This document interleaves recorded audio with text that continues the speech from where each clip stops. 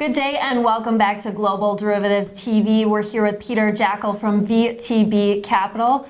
Peter, great to meet you and thank you for being here. If you could just start, please tell us about your background and how you got started in the industry and maybe the top 3 things that you have learned.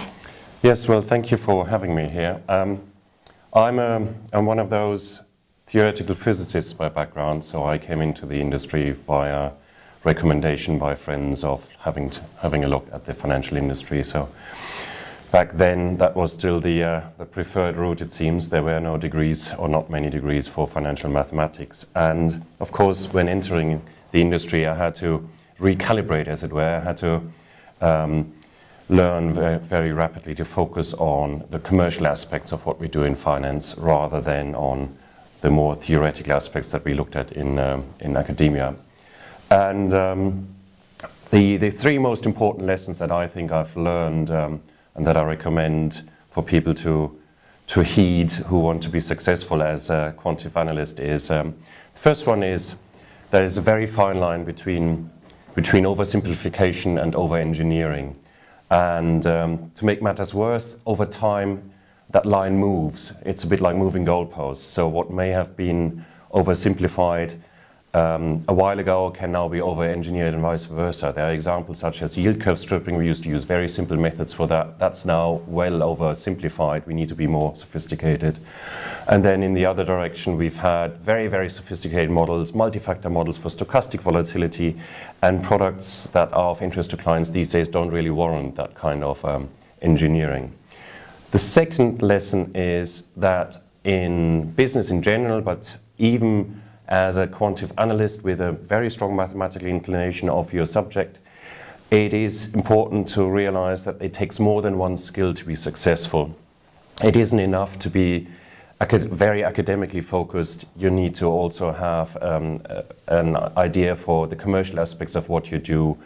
And the most important skill, in my mind, and that's very, very much underdeveloped by a lot of very mathematically focused people, is communication. Communication, communication, communication. Explain yourself, communicate.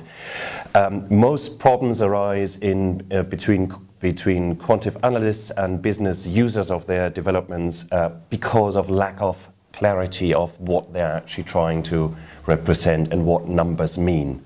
So communicate well and you will find it very easy, no matter how simple or sophisticated your models might be. And the third lesson is it doesn't pay to rush. It really doesn't. There is great scope for being pragmatic and keeping things as simple as possible, but not any simpler than that, if I may paraphrase a very well-known quote. There is always good value in trying to meet deadlines, but when you meet a deadline at the expense of creating a massive operational risk for the firm or for the people you're dealing with, it's better to communicate that clearly and find a compromise solution that perhaps gives you an interim stage but enables you to find a solution to the problem posed that is viable in the long run. Do not gloss over simple problems because they come back to haunt you. So yeah, keep it tidy, basically. So that's the 3 lessons. Those are very important lessons and very well noted. Moving back to models, how have your assumptions and models changed since events like Flash Crash and MF Global? Well, on the derivative side, we mainly experienced these events through basically P&L explanation, etc., rather than outright, because the derivatives positions tend to be the ones where we try to hedge ourselves. And the important lessons for derivatives to learn in these events is to look at are your hedges, are your models robust with respect to something smaller than just a tiny little move. A lot of hedge considerations and a lot of models are laid out for, well, over a short time horizon, we only have small moves, and that's just not the reality, as we've seen. Of course, these crashes were just, some of them were attributed to ultimately to glitches in operations and were rectified, and a lot of trades were annulled later. But it's important it's a good wake-up call that what you're doing for derivatives pricing and risk management should be robust with respect to significant moves, not just small moves. After all, we do have not just flash crashes, we do have real market crashes. And it's no good saying after the event, well, that was a standard deviation event, so it never happened. You just can't pull that. So, yeah, so robustness is important. And again, that brings you back to when you have developed a model or an analytical solution somewhere that was based on some assumptions that will work most of the time, and I don't need to worry about the other occasions. Well, the other occasions are the ones when it really would have paid off, having paid that extra hour, because it usually is just an extra hour of thinking something through and making something more robust. It's usually not more than that.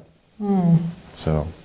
Okay, moving past the hour and into the next 10 years, explain the picture you see when you think of the industry. I believe we will see. I like the comparison with the automobile industry. We've had the automobile industry developing initially with a lot of focus on let's have a variety of engines, let's have faster engines, let's have stronger engines, let's drive fast. And then there was a long period of that basically being in saturation. Engines were so as fast as people could go. We have driven models as sophisticated as we want to be, or in my opinion, or ever need to be. In the car industry, then what began was, hang on a second, we have all of these wonderful cars and we can now drive around very fast, and we can also drive off cliffs very fast and crash into trees very fast. So then 50 years of safety development ensued. We had roll cages, we had seat belts, we had anti-block systems, we had airbags, and I think we will see a lot of derivatives analytics development pursuing robustness, pursuing safety, pursuing being aware of new risk factors. And I think that will actually make the derivatives trading platforms a much more welcome environment for people to do finance. When it is no coincidence in my mind that they've been given the nickname weapons of financial mass destruction, which I believe is a bit undeserved. However, I can very much see that we can, after all, use a lot of technologies for peaceful purposes as well as for destructive purposes. And some technologies are a little bit, when you push them to the leading edge point without massive safety considerations, they can be dangerous. And I think that's what we've seen in finance. So I believe there will be further development of derivatives, further trading, but when it comes to the further development certainly from the quantitative analytics side and from a trading point of view, and also marketing towards clients, I think there will be more concern towards putting safety into products, be it either principal protection in structures, giving up a little bit of yield, or better derivatives management from the model development side. So those are my views. Well, very interesting and very informative, Peter. Thank you for your time. It's been a pleasure. I look forward to seeing you at the rest of the conference. Thank you for watching Global Derivatives TV, and we'll be back here with more interviews.